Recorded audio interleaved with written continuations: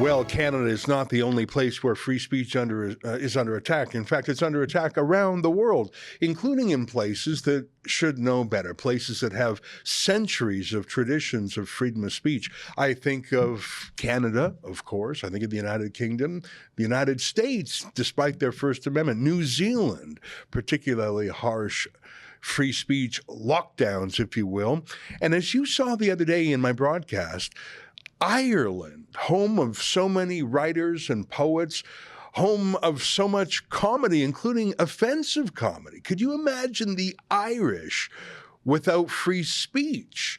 It's unthinkable, but it is being thought as a bill before the Irish Parliament right now, as I described, that would ban hurt feelings and insults and even the possession of some digital asset like a meme or an email or an online joke. Merely possessing something insulting could be a crime in Ireland. Joining us now to talk about this is Alex Sheridan, the director of Free Speech Ireland. He joins us now. Alex, what a pleasure to meet you. Could it really be that the land of so much comedy and culture and criticism and humor and the limerick, for goodness sakes, could it be that Ireland is ending its glorious history of free speech? Have I got it wrong from this side of the pond? No, it's actually probably one of the most draconian hate speech bills which has been proposed yet within Europe or indeed the West. This new hate speech legislation would even criminalize the mere possession of hateful content. This could be a meme on your phone. This could be a book that you have in your house. This could be even a message or a diary that you're writing to yourself. And even if you do not communicate any of these ideas or material or thoughts to anyone, you can still be prosecuted and imprisoned for up to 2 years. And the onus will be on yourself to prove that you had no intention to spread or communicate that material.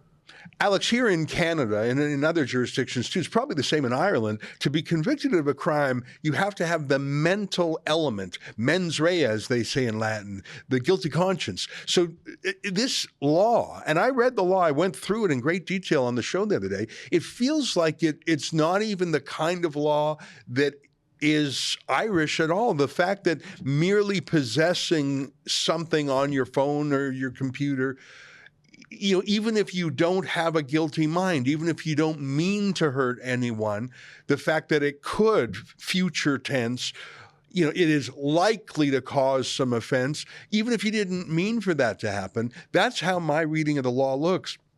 It removes a guilty conscience. Am I wrong? You're not wrong. It even goes even a step further than that. So it deals a lot with a thing called incitement to hatred.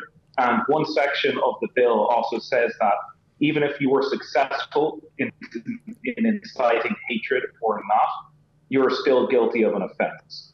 So you could say something, you may not mean it, you may offend nobody, but the fact that you said it, you can still be prosecuted. Yeah, and truth is not a defense here if I read the law properly. And I want to be careful because I'm not an Irish lawyer. I went to law school in Canada. I have a lot of experience with Canadian censorship, but I'm relying on you, Alex, to tell me if I'm wrong. Truth is not a defense. Is that correct? Well, the onus will be on you. So truth can be a defense just so long as they accept that you are telling the truth. So, for example, how are you meant to explain to somebody that you had no intention to communicate an idea or a meme that you had on your phone? What I mean by truth as a defense is you can say something incredibly insulting that if it's true, like sometimes the truth is hurtful, sometimes the truth is insulting.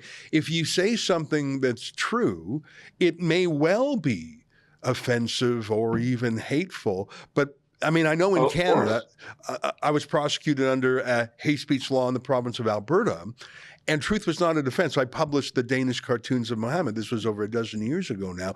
Truth and fair comment were not defenses. That's what I mean by truth as a defense.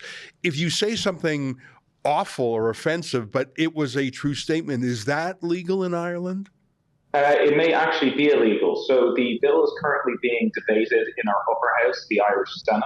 And even one of the government senators, a few of them have actually broken ranks on this, brought up the Charlie Hebdo cartoon. So cartoons which would have been considered highly offensive to Muslims, but resulted in violent acts towards the cartoonists. That was brought up as a point of consternation and worry, concern that this actually might open up Argus to prosecution under the bill. Not just that, you've had multiple senators, multiple politicians who've been in opposition very worried about any gender critical ideas, any ideas to do with maybe the criticism of immigration, and believing that they actually might be open to prosecution of the bill if they were to mention such things outside of the parliament where they'd have parliamentary privilege. Same would go for anyone who isn't a politician, and they wouldn't have the same brass neck or courage to speak up in the same way that somebody who is an elected legislator would. That was an excerpt from the Ezra Levant Show. I'm Ezra Levant. Every weekday, I do a monologue about the topic of the day. Then I interview a fascinating guest either in studio or via Skype. And then I read your mail, whether it's fan mail or hate mail, which is sometimes even more interesting.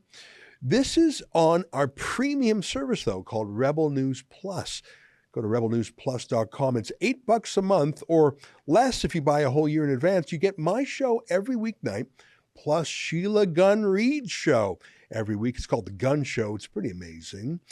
You know, we rely on you because we do not take a dime from the government. In Canada, that makes us almost unique. So please help us out and help yourself to some great journalism at rebelnewsplus.com.